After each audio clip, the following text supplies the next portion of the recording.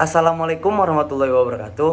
Perkenalkan, nama aku Sultan Gazi dengan nomor BP 2210863021. Berasal dari ilmu komunikasi, tepatnya yaitu di kelas B.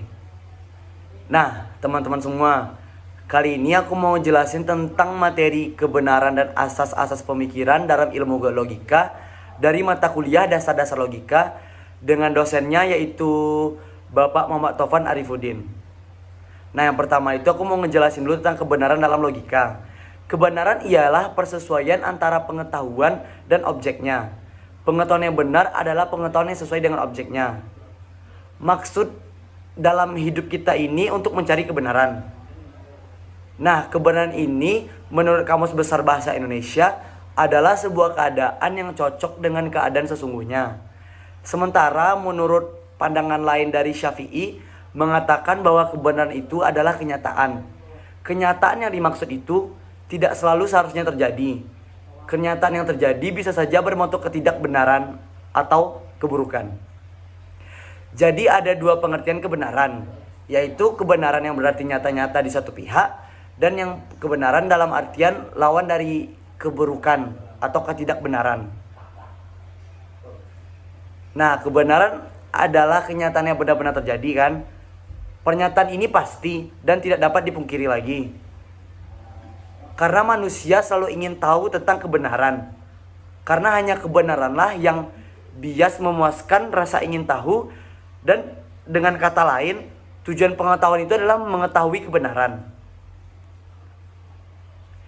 Kita sebagai manusia bukan hanya sekedar ingin tahu, tetapi ingin mengetahui kebenaran. Dan kita juga selalu ingin memiliki pengetahuan yang benar, bukan? Nah, dari kebenaran ini terdapat banyak pandangan mengenai teori kebenaran itu sendiri. Yang pertama itu ada kebenaran empiris. Empiris adalah suatu keadaan yang bergantung dengan bukti atau konsekuensi yang teramati oleh indera kita. Nah, data empiris yang dihasilkan dari percobaan atau pengamatan. Jadi empiris itu artinya kelihatan jelas, ada pembuktiannya. Bisa kita dengar, bisa kita sentuh. Nah, berdasarkan pada hal-hal yang kelihatan dan juga sudah diuji kebenarannya. Nah, secara lebih jelas nih dengan contohnya, seperti api itu panas. Kan gak mungkin api itu dingin kan? Nah, selanjutnya juga ada seperti contohnya es itu dingin. Juga seperti tadi gak mungkin es itu panas. Dan satu lagi seperti di kenyataannya ini ada seperti daun itu hijau. Ya, daun itu hijau, nggak mungkin daun itu berwarna biru atau berwarna merah. Karena udah kita lihat nih daun itu berwarna hijau sesuai dengan kebenarannya. Nah, selanjutnya itu ada kebenaran rasional. Kebenaran rasional ini berarti menurut pikiran dan pertimbangan yang logis. Dan juga menurut pikiran yang sehat. Dan juga cocok dengan akal kita. Dari rasionalisme itu sendiri adalah pandangan bahwa kita mengetahui apa yang kita pikirkan dan bahwa apa yang akal kita punyai kemampuan untuk mengungkapkan kebenaran dengan diri sendiri, atau bahwa pengetahuan itu diperoleh dengan cara membandingkan ide dengan ide. Manusia merupakan makhluk hidup yang dapat berpikir, bukan? Sehingga kemampuannya tersebut dapat menangkap ide atau prinsip tentang sesuatu yang pada akhirnya sampai kepada kebenaran, yaitu kebenaran rasional. Sebagai contoh berikut, ketika HP kita tidak berfungsi dengan baik, maka dapat dipikir bahwa dan dipastikan kalau ada komponen di dalam HP itu yang rusak atau sudah perlu kita ganti karena dia rusak itu. Nah, pemikiran tentang ada sesuatu yang tidak beres ini merupakan suatu hal yang rasional. Nah, selanjutnya juga ada contohnya itu kebenaran ilmiah.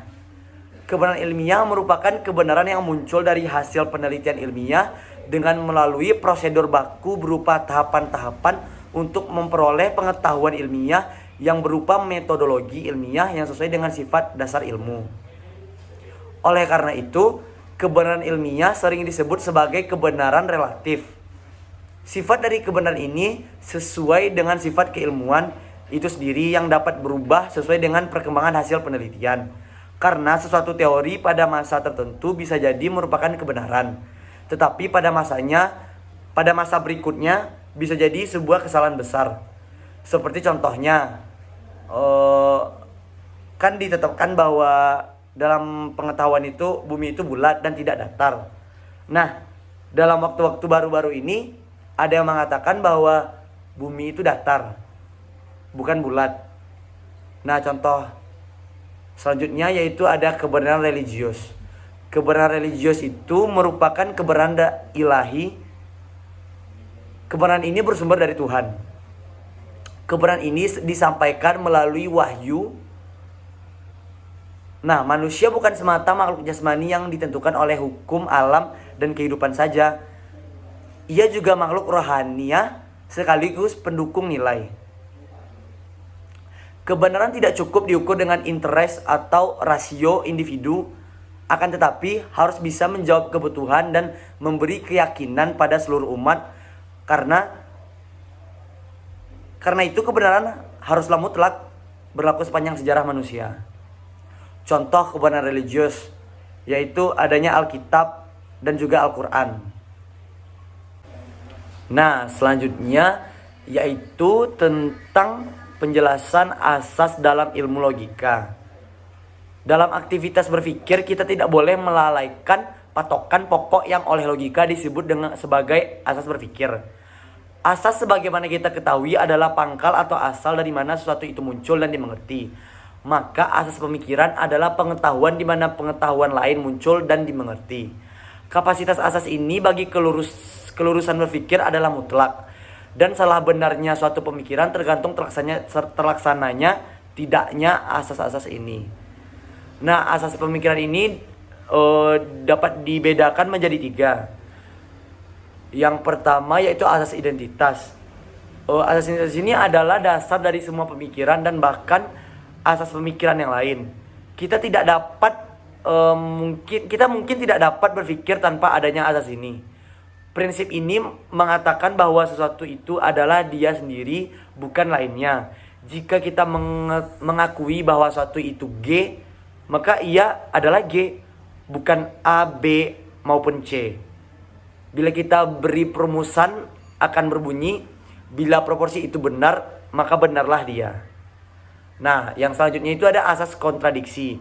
Asas kontradiksi ini, prinsip ini mengatakan bahwa pengingkaran sesuatu tidak mungkin sama dengan pengakuannya. Jika mengakui bahwa sesuatu itu bukan A, maka tidak mungkin pada suatu saat itu ia adalah A. Sebab realitas ini hanya satu sebagaimana disebut oleh asas identitas. Dengan kata lain, dua kenyataan yang kontradiktoris tidak mungkin bersama-sama secara simultan. Jika hendak kita rumuskan akan berbunyi tidak proposisi yang sekaligus benar dan yang salah. Dan yang selanjutnya itu ada asas penolakan. Asas ini mengatakan bahwa antara pengakuan dan pengingkaran merupakan pertentangan mutlak. Bila pernyataan dalam bentuk positifnya salah, berarti ia memungkiri realitasnya. Atau dengan kata lain, realitas ini bertentangan dengan pernyataannya. Dengan begitu, maka pernyataan berbentuk ingkarlah yang benar karena ia sesuai dengan realitasnya. Pernyataan kontradiktoris kebenarannya terdapat pada salah satunya, tidak memerlukan kemungkinan dari ketiga-tiganya. Jika kita rumuskan akan berbunyi, suatu proposisi selalu dalam keadaan benar atau salah. Nah, sekian penjelasan tentang materi kebenaran dan asas pemikiran dalam ilmu logika dari saya. Apabila ada kekurangan dan salah, mohon dimaafkan. Sekian, terima kasih. Wassalamualaikum warahmatullahi wabarakatuh.